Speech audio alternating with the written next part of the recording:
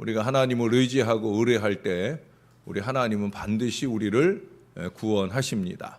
우리가 지난 토요일에 볼 때는 그 하나님의 구원의 방편이 외적인 여러 가지 자연적인 상황들을 통해서 우리를 구원하신다.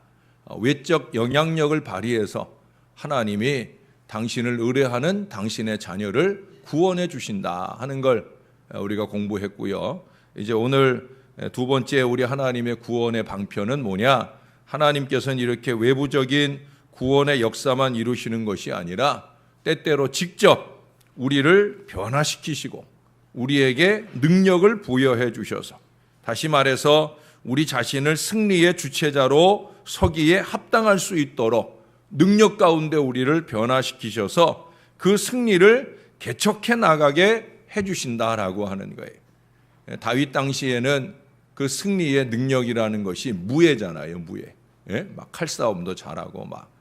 그래서 이 무예, 오늘 본문에 우리가 읽지는 않았지만 29절 이하로 보면은 그 무예에 출중하고 도통한 그런 모습들이 쭉 묘사되어져 있어요. 29절에 보면 하나님께 의뢰했더니 적군을 향해 달릴 때 막 담을 뛰어넘도록 하신다는 거예요. 여러분 옛날 영화에 보면은 그런 거 있잖아요. 무예가 깊은 사람들이 담을 막 훌쩍 뛰어넘잖아요. 다윗이 그랬다는 거예요.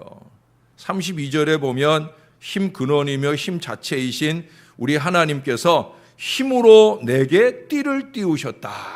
힘으로 띠 띄웠다는 건 뭐예요? 아주 아마 삼손처럼 다윗도 상당히 그 힘을 발휘했던 모양이에요. 이게 다윗이 어린 시절에 사울이 주는 칼을 들지 못했잖아요.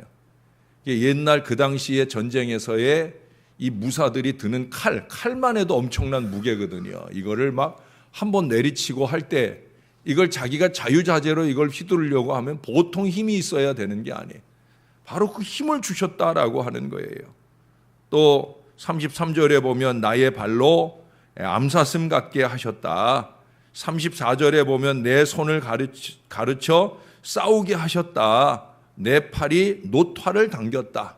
뭐 힘이 세다고 그래서 몸무게가 많이 나가서 달리지 못하는 게 아니에요. 막 가볍게 달른다라고 하는 거예요. 그 뒤로도 35절에 구원의 방패도 주시고요. 36절에는 내 걸음을 넓게 하셨다. 아마 축지법 같은 것도 막 쓰게 하신 것 같아요. 39절에는 보니까 나를 전쟁하게 하시려고 능력으로 내게 띠띠우사 일어나 나를 치는 자들이 내게 굴복하게 하셨나이다. 할렐루야. 하나님이 하나님의 쓰시기에 합당한 능력과 은혜를 부어 주신다라고 하는 거예요. 마치 하나님께서 이 다윗의 무예를 가르치신 그 스승 같은 표현들이 쭉 나오고 있어요. 무예가 필요한 사람에게는 무예를 주시고 또 물질로 능력을 발휘할 사람에게는 물질을 주실 것이고 뭐 이렇게 그의 쓰심에 합당하도록 필요한 은혜로 능력으로 채우신다는 거예요. 하나님께서는 이처럼 우리를 쓰시기 위해서 우리의 가진 것으로 강하게 쓸모있게 사용하신다는 거예요. 양을 치던 모세의 그 지저분한 막대기, 그 연약한 막대기를 하나님의 지팡이로 쓰게 하셔서 그 지팡이로 바다를 치면 바다가 갈라지고 반석을 치면 그 반석에서 생수가 솟아나기도 하는 그 역사를 주시는 거예요. 모세의 지팡이가 하나님 앞에 던져질 때, 하나님 앞에 내려놓아질 때 하나님은 그와 같은 능력의 지팡이가 되게 하셨다라고 하는 거예요. 중요한 건 뭐냐? 우리 가진 것, 그 모든 것을 하나님 앞에 내려놓고 하나님께서 쓰시기를 바라고 기도해야 되는 거예요. 내 모습 이대로 주 앞에 왔으니 내 모습 이대로 주 받으시옵소서. 내가 가진 세상의 지혜와 능력이나 그 모든 것들 별것 아니지만 그걸 주님 위해 쓰겠다고 내려놓기만 하면 하나님은 얼마든지 하나님의 필요와 능력을 위해 사용하신다라고 하는 거예요. 다윗은 들로산으로 다니며 양이나 치고 기껏해야 돌팔매질 훈련이나 했어요. 돌팔매질 연습해서 일이나 고음을 쫓던 그런 촌놈에 불과합니다. 하나님께서 그의 물맷돌에 함께 하실 때 거인 골리앗이 쓰러지게 되고 다윗의 전 생애를 통해서 앞서 읽은 이 말씀들처럼 그를 뛰어난 모사로의 변화를 우리 하나님께서 주셨다라고 하는 거예요. 사랑하는 여러분, 저와 여러분도 할 수 있는 줄로 믿습니다. 내게 능력 주시는 자 안에서 내가 모든 것을 할 수 있다. 그게 다른 사람 아니고 바울의 고백이에요. 바울은 체구도 조그마한 사람이에요. 바울의 그 얼굴 사진, 그림, 그 그림을 여러분 보시면 어떻게 이렇게 생겼냐 싶은, 예? 키만 조그만 게 아니라 얼굴도 얼마나 못생겼는지 몰라요. 추남 중에 추남이에요. 그럼에도 불구하고 하나님이 바울을 능력 있게 쓰실 때 그에게 얼마나 많은 사람들, 얼마나 많은 구원의 백성들을 붙여주십니까? 바울은 감옥에 갇혀 있는 거예요. 그 감옥에 갇혀 있는 상태에서 그가 고백하는 거예요. 내게 능력 주시는 자 안에서 내가 모든 것을 할 수 있다. 자기의 능력에 근거해서 말하는 게 아니에요. 저도 여러분들이 볼 때 얼마나 한심한 사람입니까? 참 보잘것없는 사람 아닙니까? 그러나 여러분 앞에 서게 하실 때마다 아버지 능력을 늘 의지합니다. 아버지가 능력 주실 때. 바울도 그 감옥에 갇혀있는 억어의 몸속에서 그는 그런 고백을 하는 거예요. 내가 능력자가 아니라 내게 능력 주시는 그분 안에서 내가 다 할 수 있다. 이 고백을 하는 거예요. 우리도 다윗처럼 우리 가진 것 별것 없지만 이것 가지고 주님 영광 드러나기를 소망하며 주님을 의지하고 주님을 바라봐야 되는 거예요. 하나님, 내가 지금 참 부족하지만 이 부족함을 통해서라도 하나님의 찬송과 영광이 되기를 원합니다. 이 믿음이면 하나님이 역사를 주시는 거예요. 미국의 아주 유명한 설교자 가운데 찰스 스윈돌이라고 하는 목사님이 계셔요. 우리나라 서점에도 가면 이분의 설교집들이 엄청나게 많이 나와 있어요. 아주 수려한 설교로 많은 이들에게 감동을 끼치는 능력의 종입니다. 은혜의 종입니다. 그 교회의 교인들도 아주 많아요. 어느 날 이 목사님이 주일날 설교를 했어요. 우리 예수 믿는 사람들은 법과 질서를 잘 지켜야 합니다. 교통법규도 잘 지키며 삽시다 라고 설교를 했어요. 그리고 예배를 마치고 이제 교회를 막 벗어나려 하는데 목사님이 운전을 하다가 깜빡 딴 생각을 하다가 그만 신호를 어기고 지나갔어요. 빨간 불인 줄 모르고 지나갔는데 교통사고를 면한 것이 다행일 정도예요. 아차 싶었어요. 네, 아차 싶었어요. 그리고 목사님 자기도 모르게 창밖을 이렇게 보니까 거기 사람들이 쳐다보고 있는 거예요. 왜? 빨간 신호에 목사님 차가 지나가니까 다른 신호를 받고 가야 될 차들이 빵빵하잖아요. 그러니까 사람들이 클락션이 울려지는 그 소리를 듣고 쳐다본 거예요. 근데 목사님은 자기가 지은 죄가 있잖아요. 내가 오늘 교통법규 잘 지키자고 설교해놓고 내가 이렇게 교통법규를 어겼네. 그리고 밖에 쳐다보는 사람들 보니까 교인들인 것 같은 생각이 드는 거예요. 그래서 얼마나 자책이 들면서 서둘러 집에 오게 됐는지. 근데 며칠이 지나지 않아 전화가 온 거예요. 교회에 대표되는 사람이 전화를 해서는 교인들이 좀 만나자고 그런다고. 목사님이 얼마나 떨리겠어요. 얼마나 걱정이 되겠어요. 밤에 잠을 이루지 못하는 거예요. 그래서 잠 못 이루며 그 밤에 하나님 앞에 기도합니다. 다음 날 그 교인들이 기다리는 자리에 만나러 가기까지 참 어떻게 가서 내가 이 위기를 면할까? 하나님 어떻게 해야 할까요? 하나님 앞에 매달려 무릎 꿇고 기도를 해요. 하나님께서 그 마음에 감동을 주셔요. 그 주신 감동을 따라 그가 교인들 앞에 갈 때 이 목에다가 뭘 하나 이렇게 걸고 갔어요. 그 걸고 가는 목사님을 이렇게 보더니 교인들이 보자마자 막 웃는 거예요. 거기 뭐라고 써 있어요. 뭐라고 써 있느냐? I am guilty. 나는 죄인입니다. 그거를 목에 팻말로 이렇게 해가지고 목사님이 이렇게 들어오니 교인들이 그 모습을 보고 다 박수를 치고 웃는 거예요. 근데 교인들도 그동안에 은혜를 받고 그 믿음의 심성이 되어 있는 거죠. 우리 목사님이 어떤 마음으로 다가오시느냐 하는 것들을 느끼는 거지요. 그러니 막 박수를 치고 환영을 하는 거예요. 그 모습을 보고 목사님이 뒤로 착 돌았습니다. 그 뒤에도 또 글씨가 있어요. 너희 중에 죄 없는 자가 먼저 돌로 치라 라고 써 있더라는 거예요. 교인들은 더 많이 박수를 치면서 목사님과 함께 그날 즐거운 교제와 은혜를 나누었다 하는 거예요. 그의 이 임기응변적 지혜의 근원은 하나님이신 줄로 믿습니다.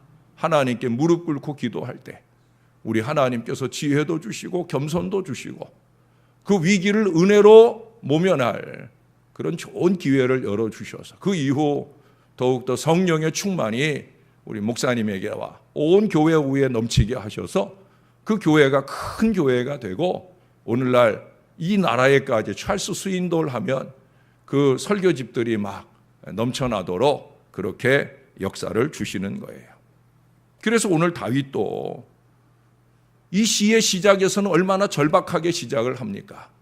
그러나 그럼에도 불구하고 다윗은 무엇으로 마무리를 해요? 찬송으로 마무리를 하잖아요. 오늘 46절 아니 그 앞에서부터 그는 하나님을 찬양함으로 이 시를 끝맺고 있어요. 여러분들은 여러분의 생애를 어떻게 마치고 싶으십니까? 여러분들은 한평생 어떻게 살아오셨습니까? 이제 중년을 지나고 저도 이제 중년을 지나는 나이예요. 이제 우리는 누가 먼저 하나님의 부름을 받지 못하는 이 마지막 때를 어쩌면 살고 있는 거예요. 여러분, 어떻게 생애 마무리를 살고 싶으십니까? 여러분의 입에 걸린 말들이 아직도 불평이나 원망으로 넘쳐나는 인생을 살고 싶으십니까? 그래서 주님 앞에 가는 그 순간까지 그것이 끝나지 않는 인생으로 살겠습니까?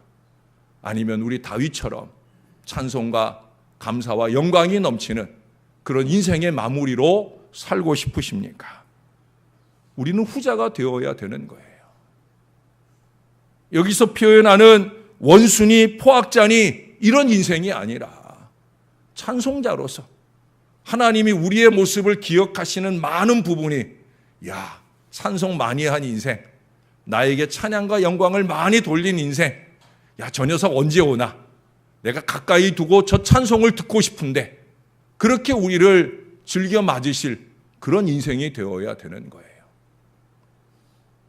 여러분, 다윗의 원수는 누구예요? 결국 하나님께 원수인 거예요. 하나님의 사람 다윗에게 원수인 것은 하나님께 원수가 된다는 거예요. 우리는 그런 의연함이 필요합니다. 나의 원수는 나의 원수가 아니라 하나님의 원수다. 하나님이 알아서 보복하신다. 내가 나의 원수에 대하여 악한 마음을 품을 이유가 없는 게 바로 그거예요. 다윗은 그 마음이에요. 원수를 원수로 대하지 않는 거예요. 왜? 그는 나의 원수가 아니라 하나님의 원수고 나는 그를 어찌하지 않더라도 하나님이 알아서 하시리라. 그는 그 믿음이 있는 거예요. 저도 이 믿음이 있어요. 여러분들도 이 믿음으로 사셔요. 무엇보다 하나님과 친한 사람과 원수 삼지 않도록 여러분의 곁에 기도 많이 하는 사람, 그 기도의 응답과 능력이 충만한 사람, 여러분 그 사람들과 원수하지 마셔요. 왜? 그 사람과 원수되는 것은 하나님과 원수 맺는 일이에요. 포악자가 되는 일이에요. 하나님의 보복이 임하는 일이에요. 정신을 바짝 차려야 됩니다. 우리의 인생을 더 찬송으로 넘치게, 영광으로 넘치게 살 수 있어야 되는 거예요.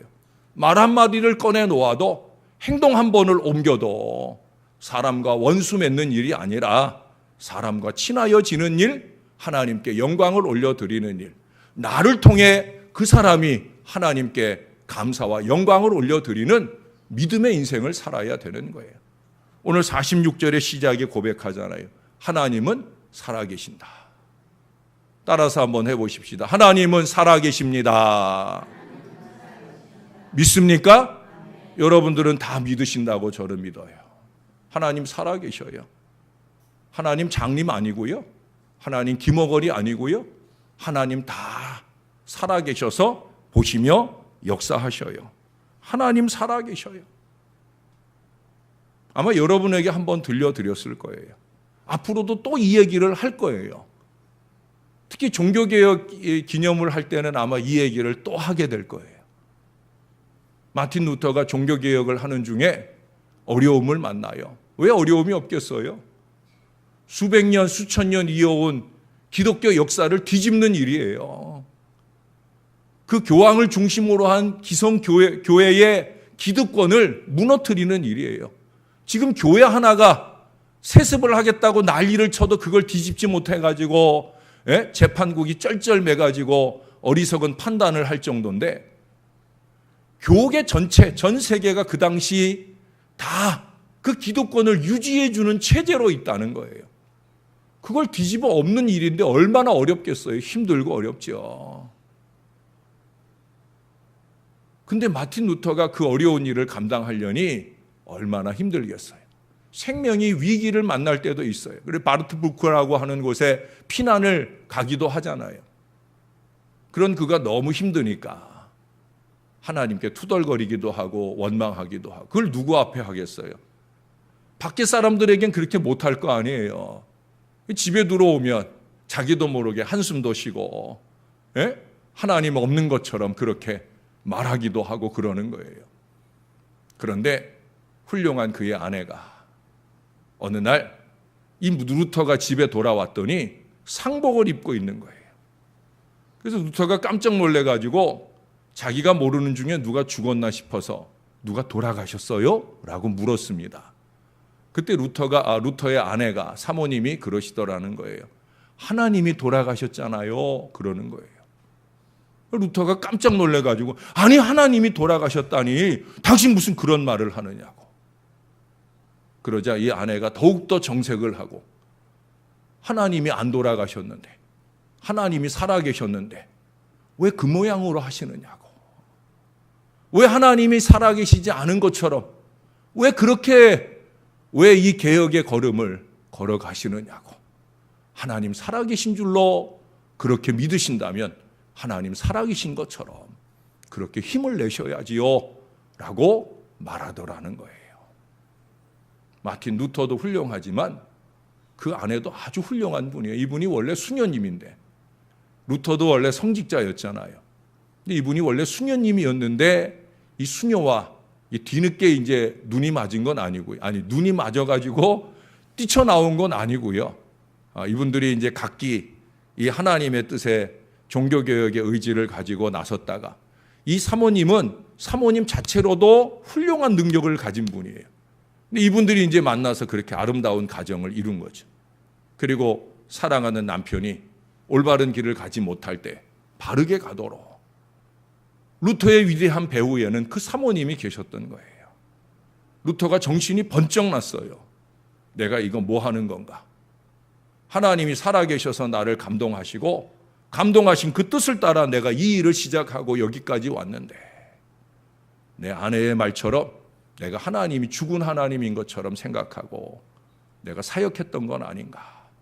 그렇게 뒤돌아 깨우치고 회개하고, 그리고 다시금 믿음과 용기를 북돋아 결국 위대한 종교개혁의 승리를 이루고 우리에게 이 좋은 신앙의 유산을 물려주게 되어진 거예요. 할렐루야. 하나님 살아계십니다. 살아계신 그 하나님이 저와 여러분의 입술과 삶에 더 많은 찬송을 주시기 원하셔요. 우리의 눈에 눈물이 아니라 우리의 삶의 기쁨을 주시길 원하셔요.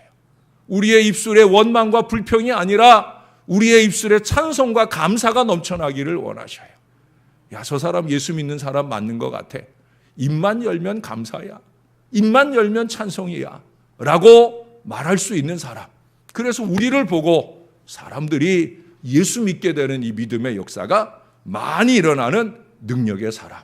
부족한 종도 앞으로 남은 10몇 년 목회의 여정을 더 그런 목사로 살아가려 노력할 것이고요. 여러분들도 앞으로 남은 생에 하나님, 내가 산다고 얼마나 살겠습니까? 앞으로 살아남은 나의 인생은 살아계신 하나님 더 많이 찬송하고 영광 돌리며 살겠습니다. 이 믿음의 고백이 저와 여러분 안에 충만하기를 주님의 이름으로 축원합니다.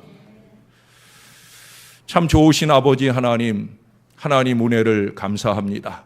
다윗의 승리가 우리의 승리가 될 줄로 믿습니다. 다윗이 하나님의 편에 있는 하나님의 사람인 것처럼 우리도 언제나 하나님 보시기 좋은 모습으로 하나님 편에 있게 하여 주옵소서.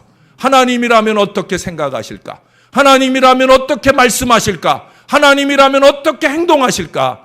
이 생각이 늘 우리 안에 있게 하셔서 우리 하나님처럼 우리가 다 살아내지 못할 연약하고 부족한 자들이지만 이 모습 그대로 주님 앞에 우리를 내려놓게 도와주시고 하나하나 주님이 원하고 쓰시는 대로 주님의 위대한 승리를 경험할 믿음의 사람으로 하나님 나를 변화시켜서 사용하여 주시옵소서. 이 믿음의 고백을 놓치지 않고 살게 하여 주옵소서. 부족한 종을 주님이 부르실 때 하나님 참 엉뚱하시다. 나같이 아무것도 아닌 사람을 왜 그 어려운 목사의 길을 가게 하시려 할까? 이 길을 오고 싶지 않고 가고 싶지 않아서 그렇게 발부동 치던 인생을 주님이 목사 되게 하고 30여 년 목회의 인생을 열어오게 하셨사온데 이제는 지나온 날들보다 살아야 할 날들이 짧은 인생이 되지 않았나 하는 생각을 하며 지금까지의 부족했던 것들을 다시금 돌이켜 주님이 원하고 바라는 더 건강한 목사 되어 가기에 더 힘을 쏟는 부족한 종이 되기를 원하나이다. 성도들의 기도가 필요합니다. 저같이 부족한 종을 담임 목사로 섬기고 헌신하는 일에 얼마나 많은 기도로 저를 도와주셔야 되겠나이까. 기도가 필요합니다. 이 백성들이 부족한 종을 위해 더 많이 기도하는 믿음의 동역을 이루게 하시고 종이 하나님의 능력의 종으로 더 크게 쓰임받아 이 교회의 부흥의 큰 물결을 열어가는데 은혜롭게 열려지는 그 길을 위하여 다른 것 말고 기도로 동역하는 능력의 일꾼들이 많아지게 도와주시옵소서. 새벽 동역자들이 이 일을 감당해야 되겠나이다. 부족한 종이 오늘부터 또 한 주간 기도원에 들어갑니다. 목사가 기도하러 들어갈 때 온 교회도 목사와 함께 기도하는 교회가 되게 하여 주시옵소서. 신앙 인생들에게 말씀과 기도가 거룩함의 비결인 것을 늘 깨닫고 살게 하셔서 이 교회가 목사나 온 교인들이 말씀과 기도로 더 신령한 복을 받아 누리는 은혜의 제단이 되게 하여 주옵소서. 부족한 종을 영육간에 더 충만한 은혜로 채워주시고 이제 올해 남은 석 달 동안에 설교의 여정을 준비하고 2019년 목회의 여정을 준비하는 일에 차질 없도록 도와주옵소서. 저도 기도함으로 주의 뜻을 보겠사오니 온 교인들도 기도 중에 목사의 비전을 함께 볼 수 있는 신령한 눈을 더하여 주옵소서. 그 눈을 밝혀 주옵소서. 우리 주의 백성들 가는 걸음에 모든 악한 병마도 원수와 포악자들도 다 굴복시켜 주시는 하나님의 승리와 능력의 걸음 되게 하시고 우리 부족한 인생들을 통해 더 많이 찬송과 영광을 받아 주옵소서. 수석을 향해 가는 걸음이 많이 한숨과 답답함이 넘쳐납니다. 손에 쥔 것이 없고 물질이 부족하여 신음하는 백성들도 많이 있나이다. 오 주님, 주님의 긍휼을 나타내 주옵소서. 주님의 사랑을 나타내 주옵소서. 힘과 용기로 주님 주시는 명절을 맞이할 우리 하나님의 백성들이 될 수 있도록 은혜 더하여 주옵소서. 교회가 힘써 바자회도 하고 이제 이웃과 지역을 섬기는 일에 그 물질을 쓰고자 합니다. 애쓰고 수고한 모든 이들이 오직 하나님께 영광되기 원하고 있사오니 주님 기뻐하시고 이 교회가 하고자 하는 모든 일들마다 위에 하늘의 능력과 은혜를 더 많이 부어 주옵소서. 감사합니다. 찬송합니다. 예수님의 이름으로 기도합니다. 아멘.